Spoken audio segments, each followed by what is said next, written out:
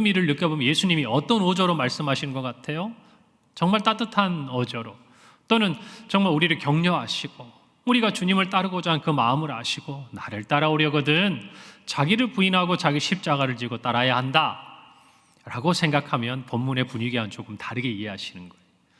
여러분, 오늘 성경 말씀 우리 16장에 보면 우리가 너무나 잘 아는 말씀이 기록되어 있죠. 주는 그리스도시요 살아계신 하나님의 아들이시다는 이 베드로의 놀라운 신앙 고백이 기록된 성경 구절 16장 16절이죠. 그런데 오늘 있는 24절 앞에 21절에 어떤 이야기가 시작되고 있냐면은, 이때 이 베드로의 모든 고백을 들으시고 때가 이른 줄 아신 예수님께서 제자들에게 자기가 이제 예루살렘에 올라가서 잡히게 되고 십자가에 죽게 되고 그리고 3일 만에 살아날 것을 제자들에게 이때부터 말씀하시기 시작한 거예요. 그러니까 여러분 한 번쯤 들어봤을 얘기가 다음에 펼쳐집니다. 여러분, 제자들 중에 예수님이 무슨 말씀을 하거나 뭘 하라고 그러면 제일 먼저 뛰쳐나와서 하는 사람이 누구예요? 그렇죠, 베드로잖아요. 그 베드로가 이렇게 얘기하는 거예요. 예수님을 붙들고 항변합니다. 주님, 그렇게 하지 마세요. 이 일이 결코 주께 미치지 아니하게 하겠습니다. 아니할 것입니다 라고 얘기를 하니까 여러분 너무나 당황스러운 말씀을 하세요. 예수님께서 베드로에게 이렇게 말씀하십니다. 사탄아, 내 뒤로 물러가라. 너는 나를 넘어지게 하는 자로다. 내가 하나님의 일은 생각하지 아니하고 도리어 사람의 일을 생각하는도다. 이렇게 말씀하시면서 이어지는 말씀 24절이에요. 여러분, 그러니까 예수님께서 나를 따라오게든 자기를 부인하고 자기 십자가를 지라는 이 말씀은 예수님을 따르고자 하나 하나님의 일을 생각하지 않고 사람의 일에 붙들려 있었던 제자들에게 예수님께서 예수님을 따른다는 것이 어떠한 것인지를 이제 분명히 얘기해 주시는 거예요. 왜요? 지금부터 예수님께서 무슨 말씀을 제자들에게 주셨으니까, 십자가의 죽음과 3일 만에 부활에 대해서 말씀하셨으니까 이제야 제자들은 어렴풋이 따랐던 예수님의 그 뒤를 따르는 것이 어떤 의미인지를 분명히 알게 되었고 알아야 했다라는 것입니다. 여러분, 제자들은 예수님을 어떻게 따랐습니까? 크게 제자들은 예수님에게서 두 가지를 봤어요. 하나는 예수님을 하나님의 아들로서 그들은 보았어요. 그리고 또 하나가 뭡니까? 예수님 앞에서 자신을 본 거예요. 오늘 목사님 오전에 말씀하신 내용하고 똑같은 얘기예요. 하나님 앞에서, 거룩하신 창조주신 그 하나님 앞에서 자기들이 얼마나 보잘것없는 존재인가를 깨닫게 된 거예요. 그리고 나니까 내가 이 땅에서 이루고 싶은 것, 내가 원했던 것, 내가 할 수 있는 것이 아니라 하나님의 아들이신 예수 그리스도께서 이루고자 하시는 일을 위해 따르는 자가 되기로 결단한 거예요. 여러분, 우리는 새벽기도 시간을 통해서 마가복음 말씀을 봅니다. 거기에는 하나님의 아들이신 예수님의 기사가 계속돼서 우리에게 펼쳐지고 있습니다. 어떤 일이었죠? 바람과 바다를 잠잠하게 하셨어요. 그리고 오병이어의 기적, 보리떡 5개와 물고기 2마리로 남자만 5,000명이 되는 사람을 먹이셨습니다. 그리고 심지어는 무리를 걸어 제자들에게 오기도 하셨어요. 여러분, 이것은 사람이 할 수 있는 일이 아니에요. 창조주이신 하나님이 하셨던 일입니다. 그러나 그 하나님 앞에서 그들의 질문이 뭐였죠? 저가 누구이기에 바람과 바다도 잠잠한가? 저가 누구이기에 이 많은 사람들을 물고기 2마리와 보리떡 5개로 먹이고도 12광주리를 남기는가? 저가 누구이기에 물 위를 걸어서 우리에게 찾아오시는가? 여러분, 이것이 살아계신 하나님을 만난 성도들, 모든 인간들의 고백이에요. 여러분, 그 자리에서 결론은 뭡니까? 베드로의 고백과 똑같은 거예요. 예수님을 만났을 때, 깊은 곳에 가서 그물을 내리고 물고기를 잡았을 때 그의 눈에는 그 앞에 잡힌 물고기의 많음이 보이지 않았어요. 그 일을 행하신 주님이 보이셨고 그는 이렇게 고백합니다. 나를 떠나십시오. 나는 죄인입니다. 여러분, 이것이 우리가 주님 앞에서 주님을 기억하고 있는 모습이에요. 그래서 저와 여러분은 예수 그리스도가 우리의 구주가 되신다고 고백합니다. 그것은 곧 무엇을 의미하는 거죠? 내가 어떤 존재라는 것을 인정한 거예요? 죄인이라는 것을. 그리고 나의 죄를 사하실 분은 오직 하나님 한 분, 예수 그리스도밖에 없다라는 것을 저와 여러분이 고백하고 있는 것입니다. 사랑하는 성도 여러분, 그리고 특별히 우리 평강의 재직 여러분, 우리 모두는 예수님을 따르고자 작정한 사람들입니다. 아멘입니까? 그럼요. 여러분은 왜 예수님을 따르려고 하셨어요? 왜 예수님을 따르고자 하십니까? 예수님의 영광을 따르려고 합니까? 예수님의 십자가를 따르려고 합니까? 여러분, 이 두 가지는 뗄 수가 없어요. 왜냐하면 십자가가 영광에 이르는 길이기 때문에 그래요. 아니, 그 십자가 자체가 하나님의 영광을 나타내고 있는 것이에요.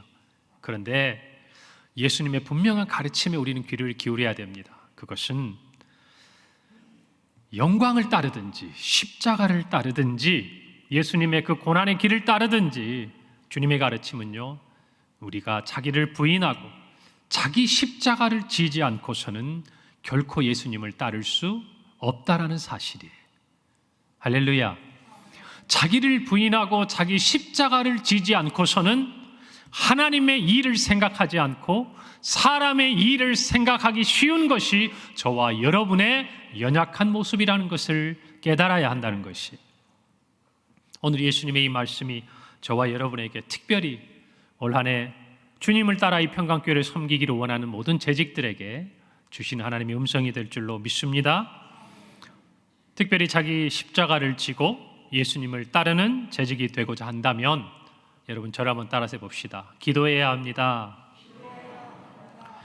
여러분, 평강교회 재직이신 여러분들은요, 기도하셔야 돼요.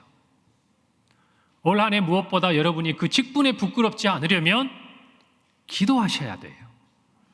하나님의 나라를 위해서, 교회를 위해서, 자신에게 맡겨준 사역과 또 주님이 여러분에게 맡겨주신 가정을 위해서, 여러분 자녀들을 위해서, 배우자를 위해서 기도하셔야 돼요. 조금 정확히 얘기해 보면 예수님은 기도하는 제자를 기다리시고 기뻐하세요.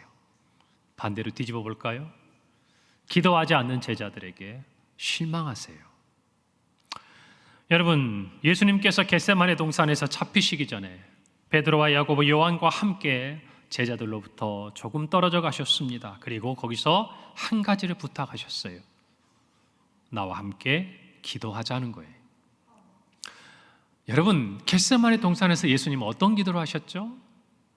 십자가를 놓고 이제 곧 자신이 잡혀서 온 인류를 위해 십자가에 죽을 그 순간을 준비하고 계시는 시간이고, 그 두려운 고난의 시간들을 이제 예수님은 기다리고 있는 시간이에요. 그때에 예수님이 제자들에게 부탁하신 게 뭐였냐? 딱 하나예요. 나와 함께 기도하자는 것이었어요. 마태복음 26장 39절에 조금 나아가서 얼굴을 땅에 대시고 엎드려 기도하여 이르시되, 내 아버지여, 만일 할만하시거든 이 잔을 내게서 지나가게 하옵소서. 그러나 나의 원대로 마시옵고 아버지의 원대로 하옵소서. 이것이 예수님의 기도였어요. 여러분, 이 기도가 어떤 기도입니까? 땀이 떨어져 땅에 핏방울같이 되었던 너무나도 절박하고 간절한 예수님의 기도였어요. 그 기도하시면서 예수님은 무엇을 기대하셨을까요? 가까이 있는 제자들이 예수님과 함께 깨어 기도하기를 원하셨겠죠. 여러분, 그러나 이어지는 40절 41절은 이렇게 기록하고 있습니다. 제자들에게 오사 그 자는 것을 보시고 베드로에게 말씀하시되, 너희가 나와 함께 한 시간도 이렇게 깨어 있을 수 없더냐? 시험에 들지 않게 깨어 기도하라. 마음에는 원이로되 육신이 약하도다 하시고. 여러분, 제가 말씀을 주면 이때 예수님의 마음이 어떠했을까? 제자들은 모든 것을 버리고 예수님을 따랐다고 그랬습니다. 그러나 예수님이 가장 필요한 순간, 예수님에게 제자들이 가장 필요했던 그 순간에 예수님이 기대하셨던 건 다른 게 아니었어요. 나와 함께 깨어 기도하는 거였어요. 여러분, 오늘날 우리 평강교회 가운데 재직들에게 우리 주님께서 원하시는 게 무엇일까? 많이 봉사하고 많이 헌신하고 많이 물질 드리고 뭔가 많이 전도하고 다 좋아요. 주님 기뻐하십니다. 여러분, 그런데 그것보다 더 앞서야 되는 게 있어요. 여러분, 기도하는 재직이 되어야 합니다. 기도하는 재직이 되어야 해요. 여러분, 제가 오늘 강사 목사님이 1부 때는 말씀을 하셨는데 2부 때는 그 이야기를 안 하시고 넘어갔는데 재밌는 얘기를 하나 하셨어요. 강사로 오신 목사님이 거의 한 18년째 담임 목사를 하세요. 얼굴은 젊어 보이는데 굉장히 오래 하셨죠. 자, 그런데 목사님 목회하다 보니까 성도들 중에 가까이 살다가 멀리 이사 가는 분들이 있더라는 거죠. 그래서 멀리 이사 갈 때 왜 가십니까? 그러면 이제 뭐 조금 더 가서 뭐 집도 넓히고 조금 사는 것도 더 하고, 그래도 목사님 신앙생활은 열심히 하겠습니다. 그런데 1, 2년 지나고 보면 이제 어때요? 멀어지는 만큼 신앙생활도 힘들어지잖아요. 물리적으로 어려울 수밖에 없다는 거 알아요. 그런데 그 목사님 말씀이 재밌어요. 그 다음에 가서 아니 집사님 요즘에는 왜 예배 이렇게 뜸하십니까? 그랬더니 성도들이 다 그런데요. 목사님 교회가 멀어서요. 그런데 목사님 말씀이 뭐였냐? 이렇게 질문하셨어요. 일부 들으신 분들은 아실 거예요. 여러분, 교회가 멀어진 겁니까? 집이 멀어진 겁니까? 누가 이사 갔냐 그 말이에요.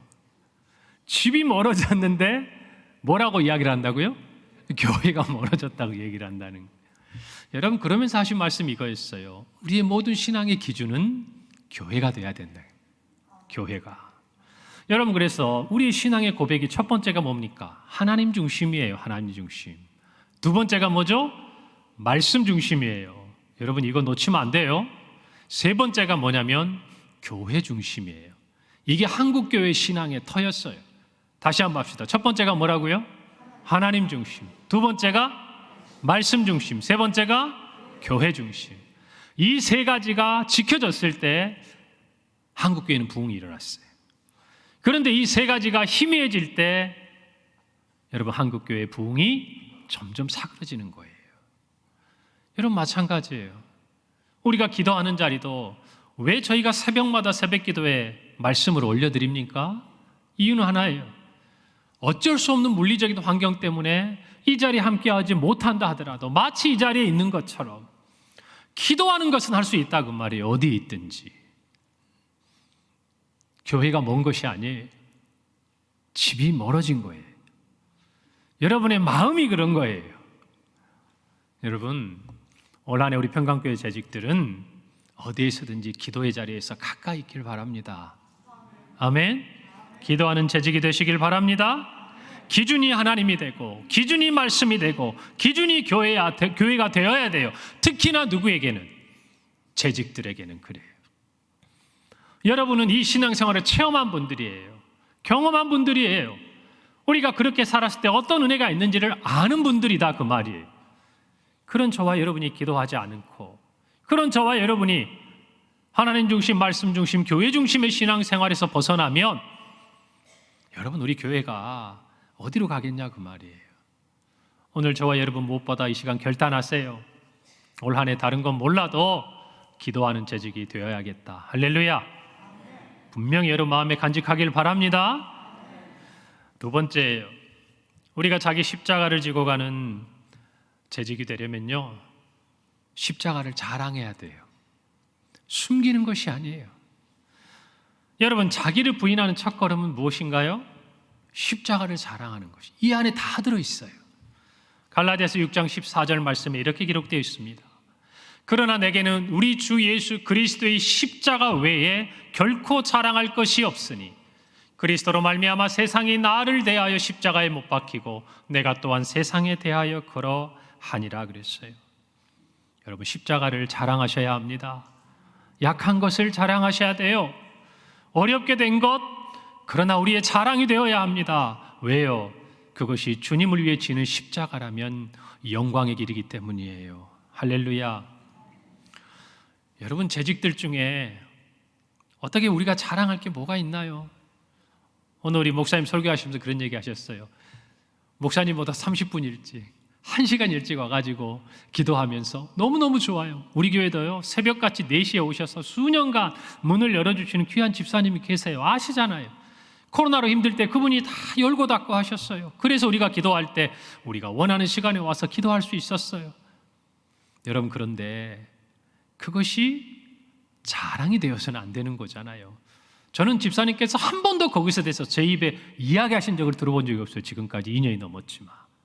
제 입으로 집사님 너무 감사하다고 말씀드렸지, 집사님이 저한테 오셔가지고 목사님 지나가는 말로라도 요즘에는 제가 일찍 일어나려니까 쉽지가 않더라고요. 이런 말 한마디 하시지 않더라고요.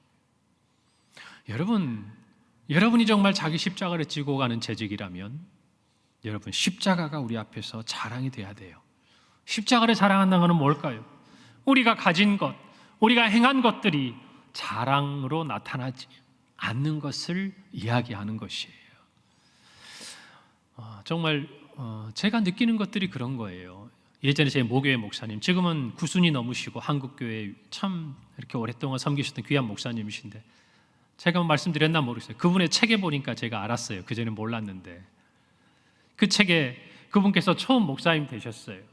그랬더니 그 교회 청년으로 달아서 담임 목사로 오니까 그 교회 기도하시던 오랜 권사님들이 계셔요. 소위 말하는 영파라고 불리는 권사님.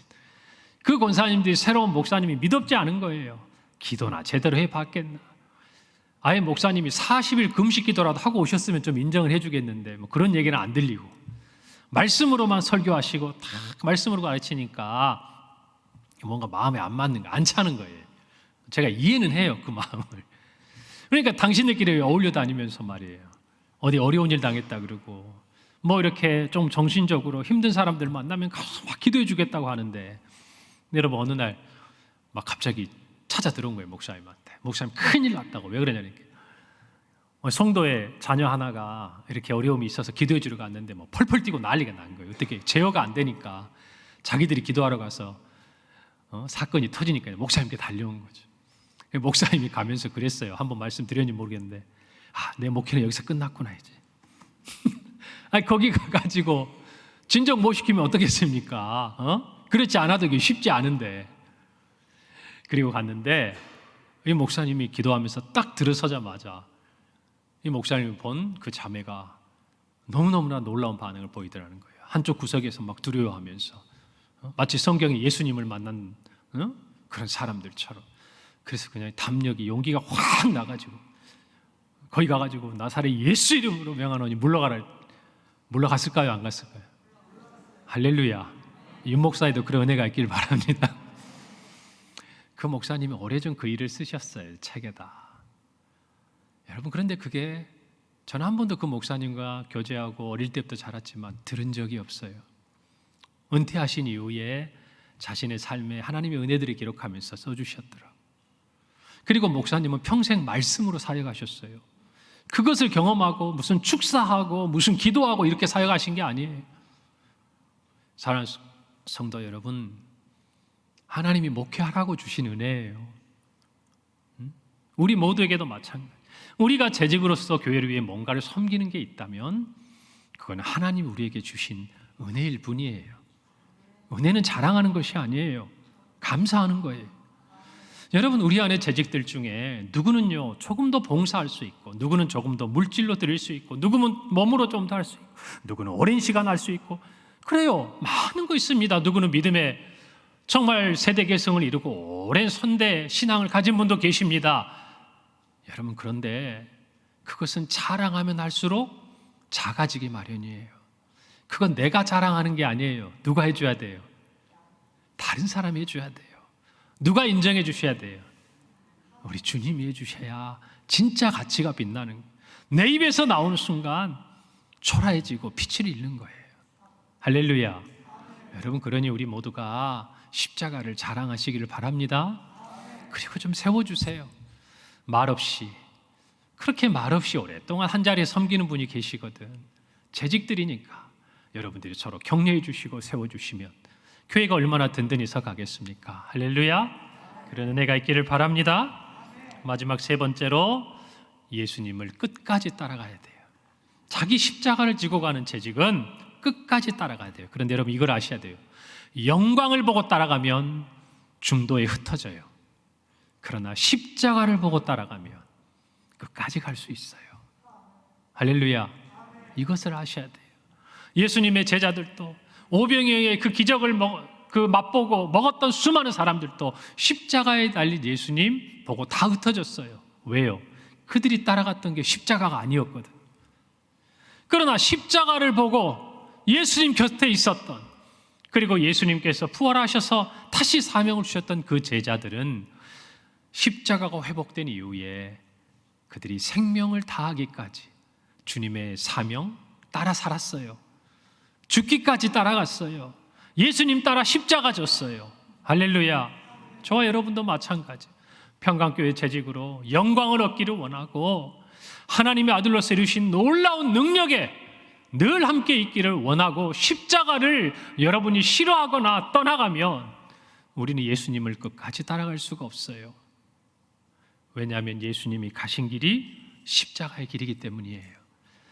디모데후서 4장 10절에 데마는 이 세상을 사랑하여 나를 버리고 데살로니가로 갔다 그랬어요. 이 세상을 사랑해요. 왜요? 왜 버리고 갑니까? 십자가가 무거워요. 십자가가 싫어요. 영광의 주님이라면 따르겠는데, 그런 주님인 줄 알고 따랐는데 웬걸 십자가가 눈앞에 있는 거예요. 자기 보고 지라는 거예요. 여러분, 십자가 없이 주님을 끝까지 따를 수 없는 것을 인정하셔야 돼요. 할렐루야. 예수님도 십자가가 있어서 마지막까지 사명을 완수하신 거예요. 마태복음 26장 42절에 조금 전에 말씀드린 그 일이 있고 난 이후에 다시 두 번째 나아가 기도하여 이르시되, 내 아버지여, 만일 내가 마시지 않고는 이 잔이 내게서 지나갈 수 없거든 아버지의 원대로 되기를 원하나이다 하시고 그랬어요. 여러분, 십자가는요 지나갈 수 있는 게 아니에요. 저와 여러분이 져야 될 자기 십자가는 반드시 우리의 삶에 놓여져 있는 것이에요. 그것을 거부하고 그것을 벗어버리고 주님을 따를 수는 없는 것이에요. 주님이 하나님의 뜻에 따르셨고 저와 여러분을 구원하시기 위해 십자가를, 정말 그 무거운 십자가를 지고 가셨던 것처럼 저와 여러분은 우리에게 맡겨진 십자가를 져야 하는 것입니다. 할렐루야. 우리 평강의 모든 재직들은 자기 십자가를 지고 예수님을 따르는 한 해가 되기를 간절히 바랍니다. 베드로처럼 자기는 예수님을 위한다고 하지만 예수님께서 그것이 사람의 일을 생각한다고 이야기하시는 이 안타까운 상황에 놓여서는 안 되는 것이에요. 저와 여러분 모두가 자기 십자가를 지고 하나님의 일을 생각하고 끝까지 주님을 따를 때 우리 평강교회는 참으로 하나님이 기뻐하시는 재직들로 말미암아 든든히 서가는 교회가 될 줄로 믿습니다. 올 한 해 하나님의 부르심에 우리 모두가 응답할 때 참으로 그 자리는 십자가의 자리일 것이에요. 그 자리는 자기를 부인해야 되는 자리일 것이에요. 그러나 실망하지 마세요.